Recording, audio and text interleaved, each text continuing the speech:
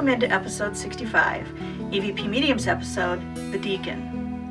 In this episode, we head out to Berlin Heights, and this has been a really interesting property to investigate. Not only has the house been empty for a period of time, it sits on a large family farm, and it's currently being rehabbed by our clients, Travis and Hillary. So we have remodeling, we have a house that's been empty. Oh, by the way, it sits close to a cemetery, and it actually has a tombstone on it. At one time, somebody was interred there, and they've been now moved to the cemetery, but their tombstone is still on the property. So there's all kinds of things on this property that are going to make this investigation interesting. We interviewed the clients in the driveway, and we took a little longer interviewing them, and you'll see why. We pick up several traditional EVPs. They aren't Class A's. They're a little hard to hear. You do need a headset. But we can't rule out contamination because unfortunately we're filming towards the road, and I know we pick up a lot of road noise. But watch, listen, and you'll see that the EVPs we hear are actually relevant to what we're talking about. The most impactful story we do have is when my younger brother, who was 4 years younger than me, he was a toddler at the time, so this takes you back 20-some years ago, and he had a fascination with wearing jerseys every day to school. He always had a Brett Favre jersey, whatever the local football hero was. But that room upstairs on this end of the driveway was me and my brother's split bedroom growing up, and he was putting a jersey on which has ported holes through it, and as he was putting on, there was something directly in his face, bent down looking at him, and it was me and my mom were home, and he had flown down the steps, and we were both in the kitchen, and he won't talk about it this day, and he also has not had an experience since. This same brother of mine, 5-6 years ago, after my parents had split up, he had friends over, and they were wise enough to have a Ouija board in the house. They made contact with 13 spirits. My mom will be here shortly, and she'll kind of give you some of her personal experiences. She says that there's small children, and also the male figure. It could be an entity that, for whatever reason, kind of appears as males. Right. It could be a whole host of things. The only thing that concerned me is Shelley mentioned something about crosses won't stay on the wall. My mom had a problem with a cross that wouldn't stay on the wall. Just one cross? Just one. We're not, by any stretch of the means, a super religious family. My mom and dad were both raised Catholic. We're not, by any stretch of the means, a super religious family. My mom and dad were both raised Catholic. We don't go to church every Sunday. I'll go to church every once in a great while, but I don't live or die by the Bible or any stretch of the means. One of the other interesting things is that the original builder of the home, the original owner, he was a deacon in the church, the brick one down on the corner here. He was originally buried here, and his tombstone is actually over by that tree. He's since been relocated to downtown, but his tombstone is still here. We did some of our own research to say maybe it's the dead guy buried in the yard. Well, it'd have to be a possibility too. Did some of our own research to say maybe it's the dead guy buried in the yard.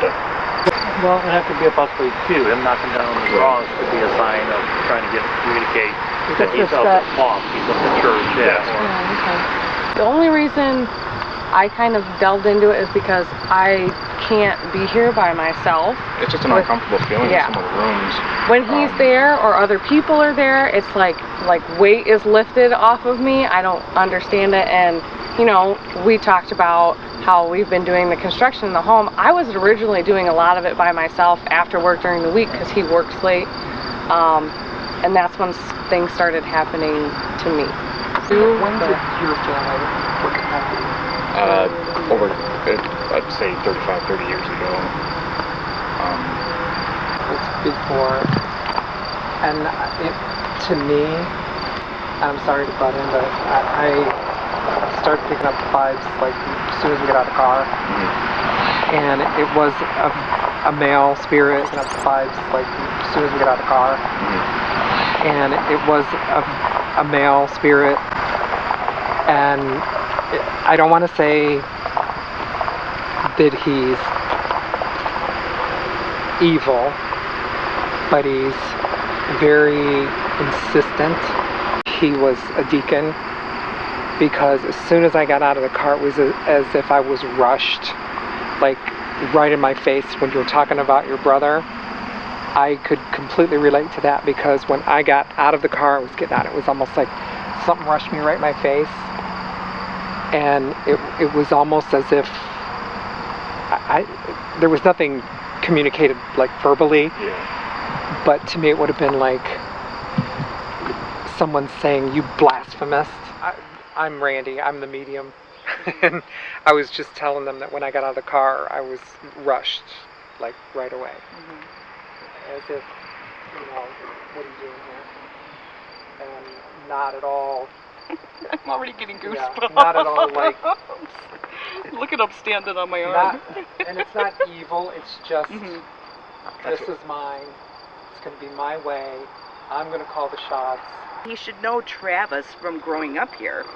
I And do. then I don't also- think it has anything to do with that, though. My belief is that there's a lot of innocence with children. So then, in my case, though, why do I have the happy moments of the spirits then? So I've seen the children. Kelsey has seen a little boy. I hear children laughing.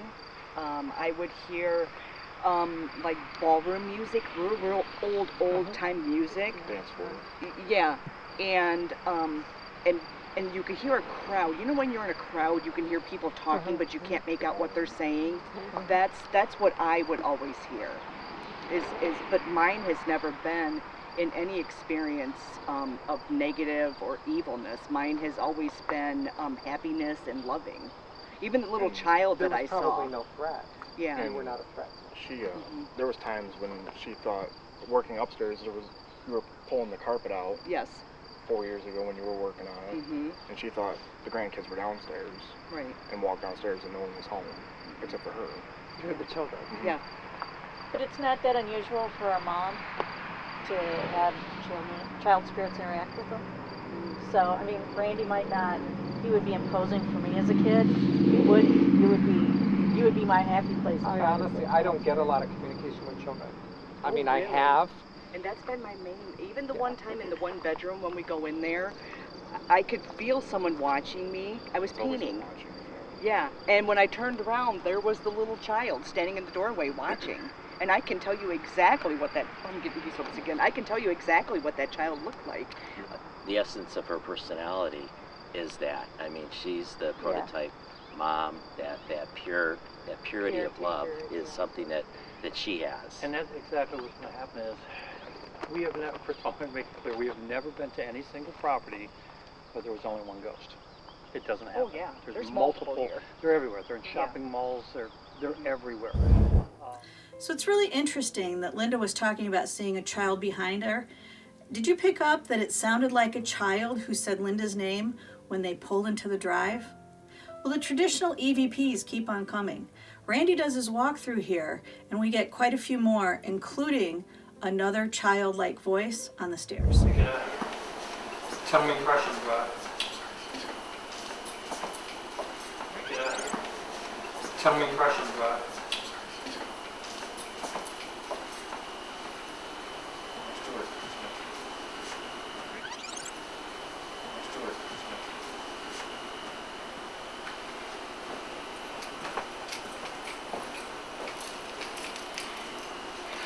There's, like, as soon as you walk through there, there's a definite feeling change. It's, I don't like using the word heavier, but there's a definite mood change from back there to here. But yeah, I'm like not the fan right now of the spirit that's here. He's not real thrilled with me. I don't know, far back, were there ever someone who passed that might have been actually, not that they passed away in the house, but was... There are funerals in the house? Yeah. Multiple. Because I feel like there's like body on display. Way back, I can almost see a motherly figure, which is where your mom comes in. Working on things with back to this wall so she could see who was coming in. The sewing machine was right there. And then this was all storage shelves where all her materials and stuff were. And it's probably been gone for 15 years. I think this, and who was that? My mom. Oh yeah, no, this was before her. No, this room was a sewing room before her. This is way back.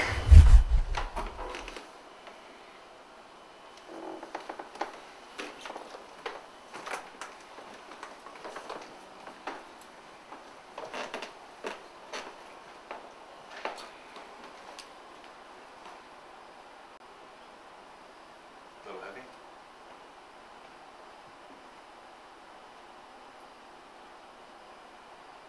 Yeah, it's like I'm being pushed back.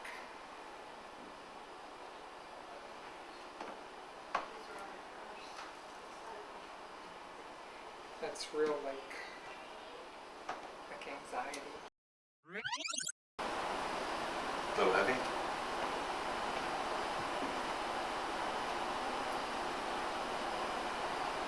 Yeah, it's like I'm being pushed back.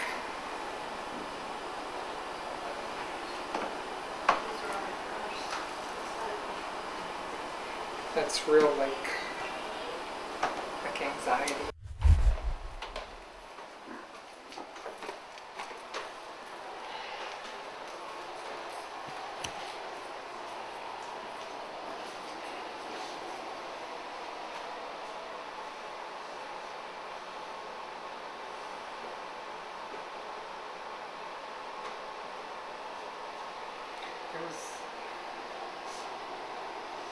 This definitely seems like it was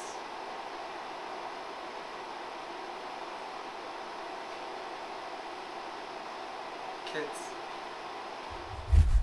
This is the room that they also did the Ouija board in. Yeah, there's a lot of activity there. I didn't get anything though bad as far as maybe something coming in with the Ouija. I still think the Ouija board thing was a hoax from the old man's spirit to scare your brother. I need to turn that AC off though. I think it was like, didn't you guys learn anything before? So I'm just going to try to scare the hell out of you and you'll stop doing this stuff. Right. Well, did Travis tell you about the text that one of the boys got that was in that room? He felt like something was attached to him and he would not discuss the Ouija board. And he got a text from one of his friends during the night, and she swears that she never sent it. And I truly believe her because in the terminology that was used, it's nothing that a kid would say. And the text said, "Don't fret, chicken." These are like people under the stair steps. These are sketchy.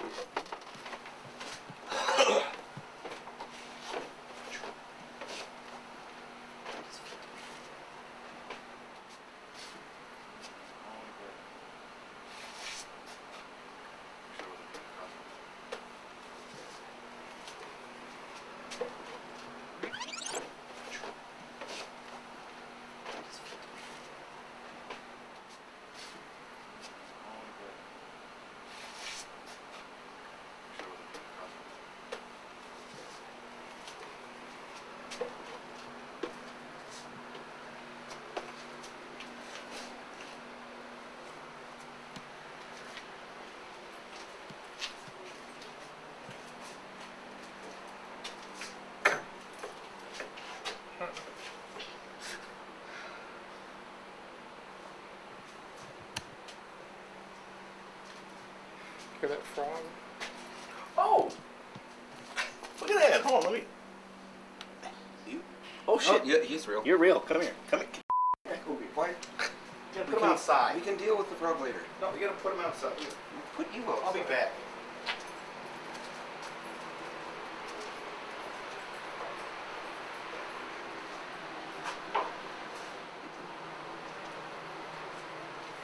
It's an odd feeling. It's like the feeling of family. I know, it's kind of weird, like directly above, there was like, the mother in the sewing room, and then down here there's like a little work room.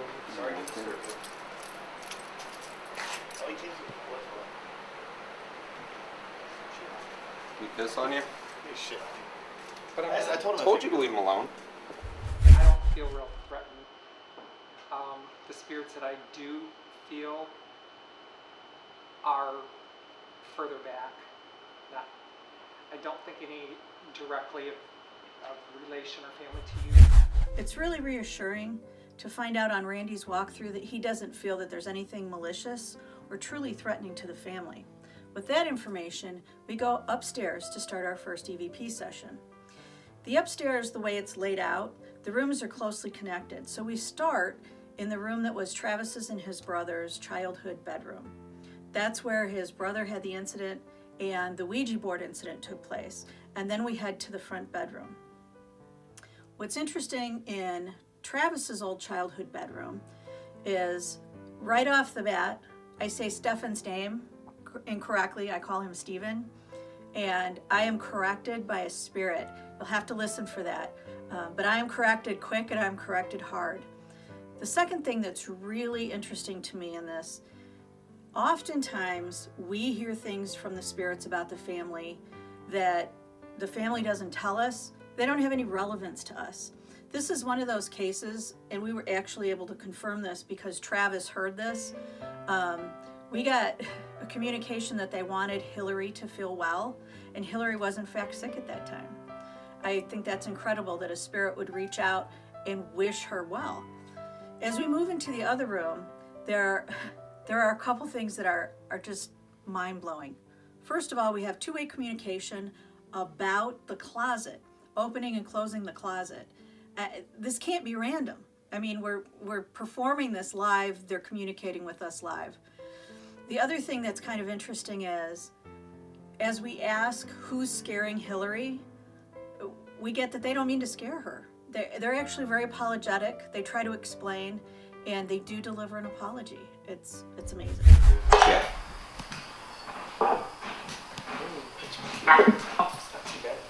Hello. This is Joyce and Shelley with Stephen and John. Who? John. Who? John Stephen. Sorry, I was worried about saying John Pope. I know, I'm sorry, I'm screwing this up. At any rate, hi, this is Joyce and Shelley here.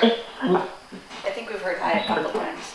I heard like instantly of what you're doing.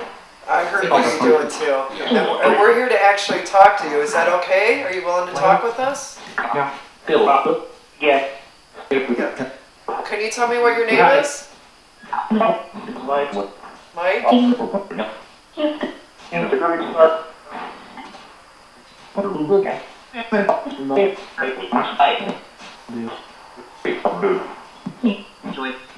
What's a female's name?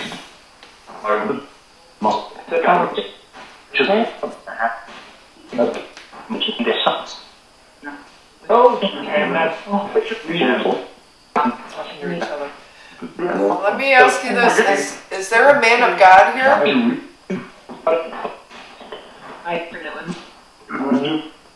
Is there a man of the cloth? Is there a deacon here?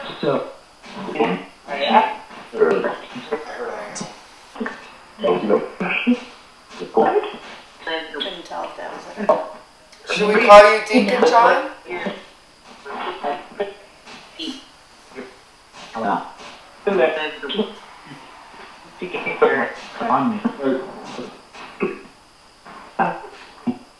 I'm really interested to know, Deacon, did the light open for you? Why didn't you go into the light?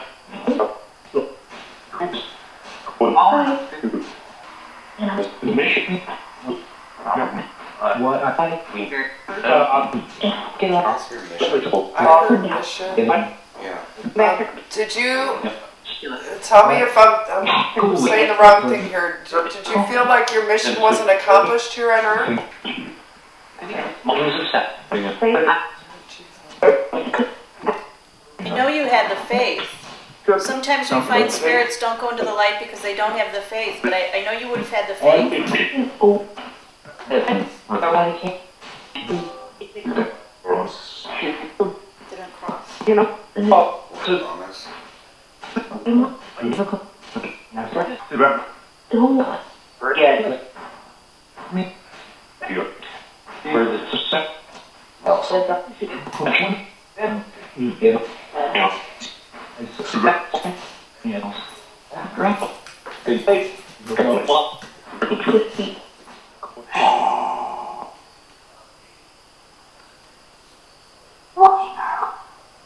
What now? This is a different technology.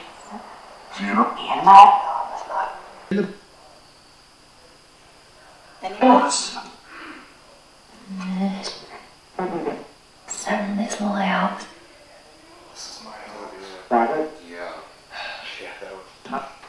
Who just said it was their house? Can I have a name?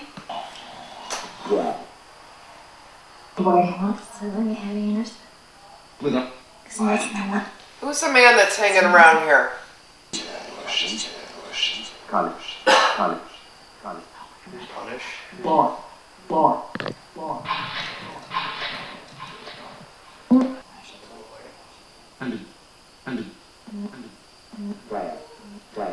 My life ended. You hear that?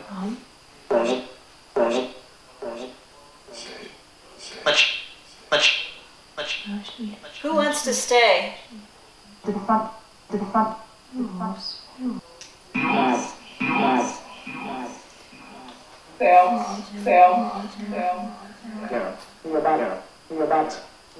Feel better.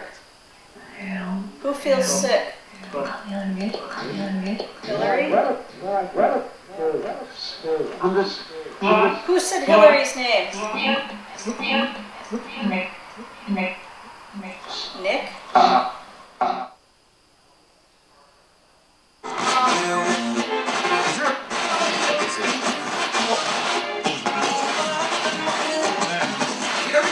Okay, so this is a different technology. I don't know if this is easier or not.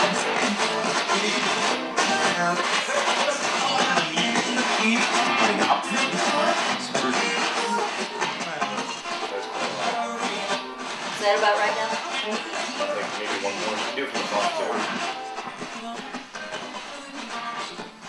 Is that good? I heard somebody say good.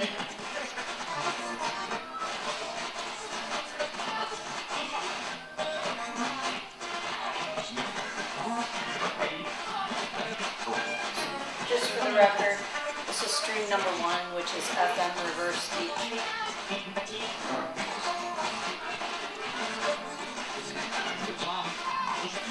We're going to try this method now. Can somebody give us a name, please? Jim?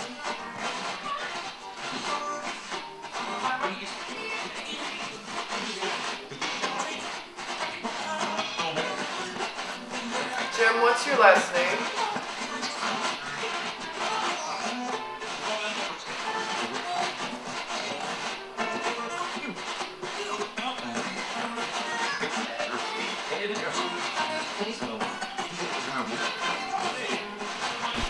Free messages. Who's interacting with Hillary? You're scaring her. Why are you scaring her?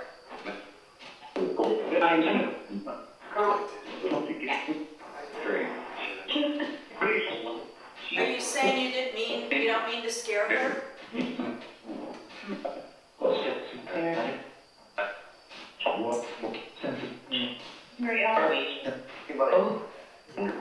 She's putting her time and energy and love into this house to make it a home again.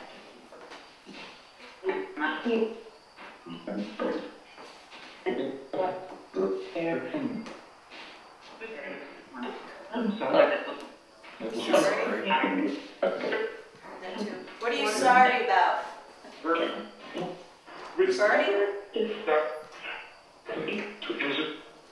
Closet?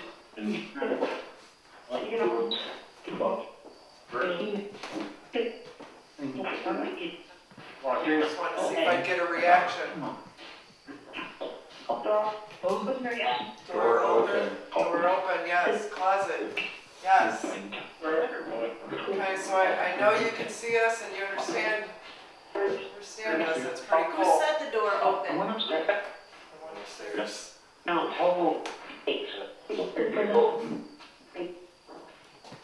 Whoever the lady is has a lovely voice. Thank you. Do you want me to close the door now? Sure. So, we would like your help, Deacon. I'm not sure why you're here. I feel like we still have that mission to help people on Earth.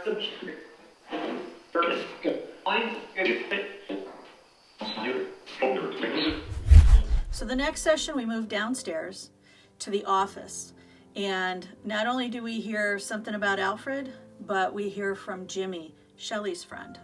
Hi Walter, I'm Shelley and this is Joyce. Is the Deacon here? He's outside on the deck. I heard he's outside. I heard Alfred. Is Alfred here with us?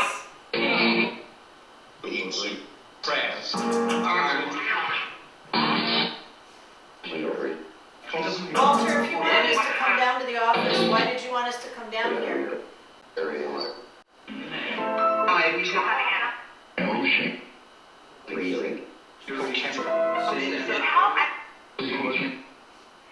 Is the music from the ballroom?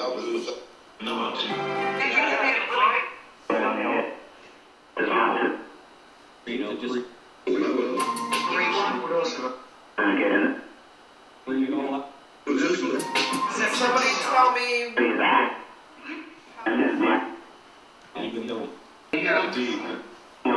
What's deep? Serious? You have something serious to say, say it.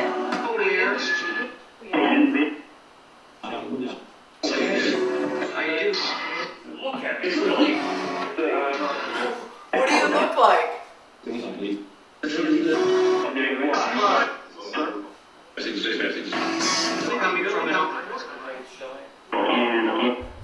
Our next session is on the stairwell, and that seems a little unconventional. Well, it is.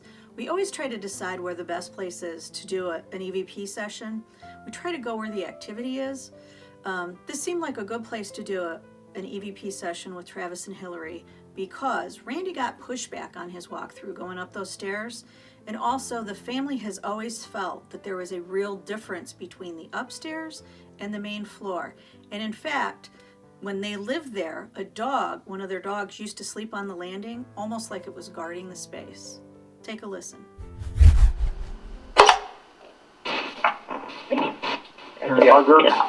Is this better? What do you want to tell Travis and Hillary? I keep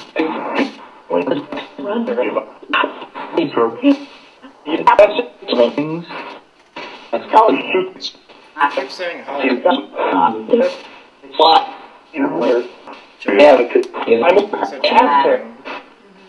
How many children are there? Why are they here?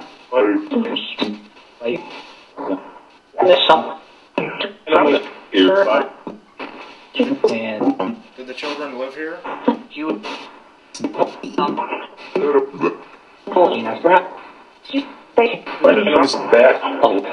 the children afraid of something? No. This is our home now. Is there something we can do to help you pass over and see the light?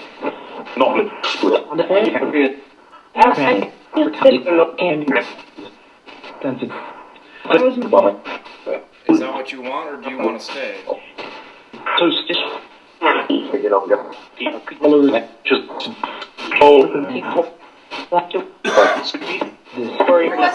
was it that said Hillary was sick? Who said that?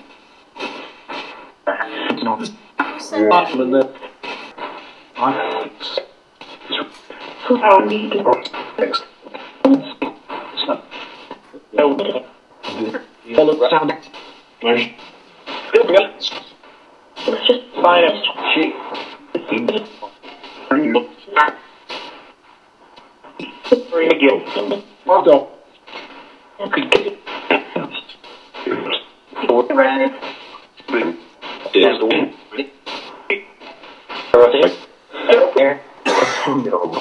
there anybody here that doesn't want us here?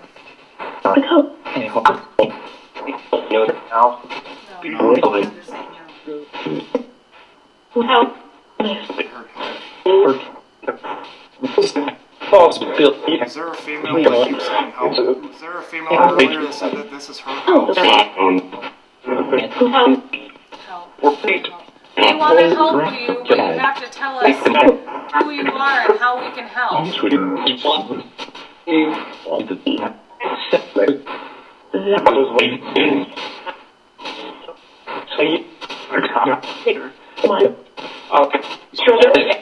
Who is the deep voice that isn't saying very much? Female voices said Deacon. Is there someone that wants help from the deacon?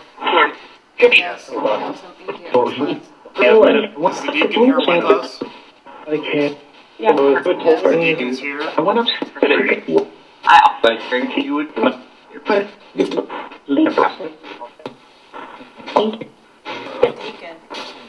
Deacon. Are you afraid of the deacon? Are you afraid he's judging you? We're going to end this pretty soon, so if there's something you want Hillary and Travis to know or you want to ask them, you need to do it now.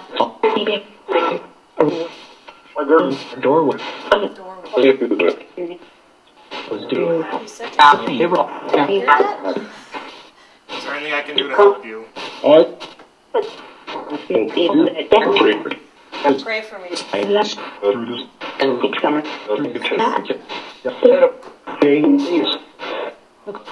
We mean no harm. We want you to see the light. We want you to go home.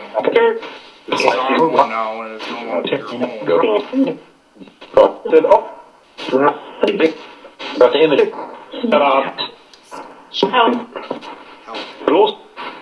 gonna help. Crossing, too.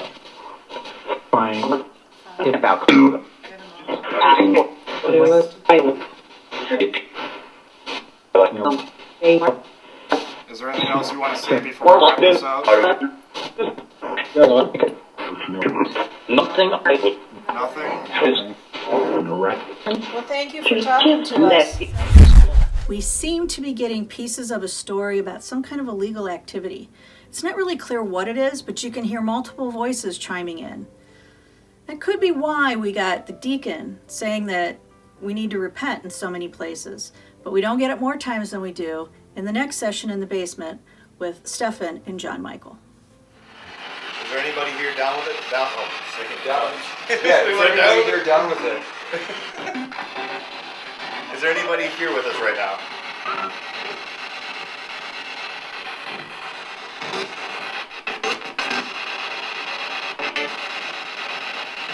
I'm Stefan. I'm John Michael. Help you? Well, we're trying to help you. Right, that's why we're here. You need to tell us what happened so we can help you.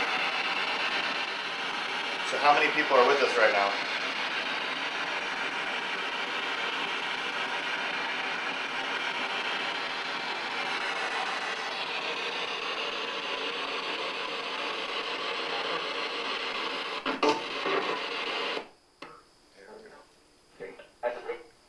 What do you think? All right, let's try this one more time. Is there anybody here with us? Can we have your name?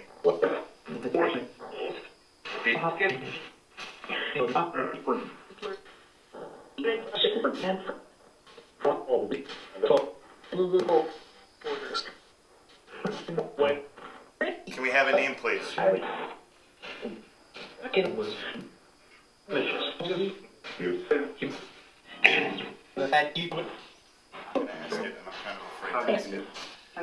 Is the deacon keeping you here?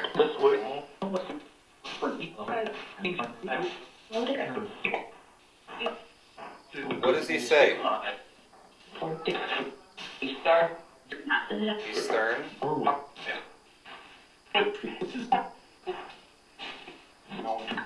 Okay, kill me for asking that.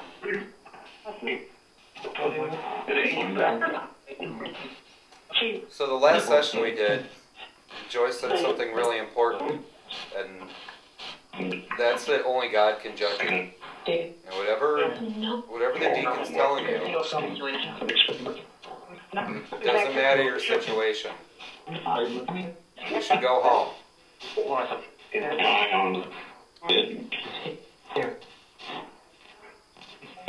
We don't want you to feel that you have to be earthbound forever. You can go into the light and be saved. God will open his arms before you, and you can be at peace with everything, no matter what you've done. You just have to believe us. I told you. But when we do our crossover, we plead that you do follow the light. Right? At the end of the evening, we go ahead and do our crossover. This has been an investigation where we've had multiple requests, direct requests for prayer, to open the light, for the circle of light, and we're not really sure why. Could be the influence of the deacon, but we definitely feel like there were spirits there that were ready to go into the light, and we went ahead and did what we could to cross them over. We're running. Okay, crossover spirits, we firmly believe it's a matter of intent. If you truly in your heart want to help these human souls that are lost, envision the light coming down into the center, and pray personally to God and Him to have mercy on these souls. Right? Our Father, who art in heaven, hallowed be thy name. Thy kingdom come, thy will be done, on earth as it is in heaven.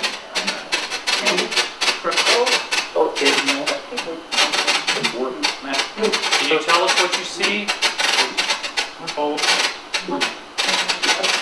Do you see the light?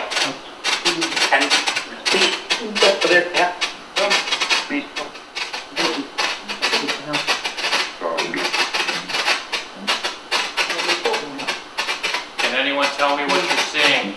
What do you see? Can you give us now?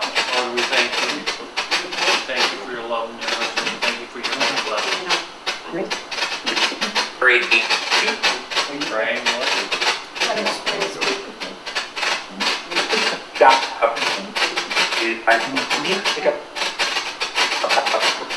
Father, thank you so much.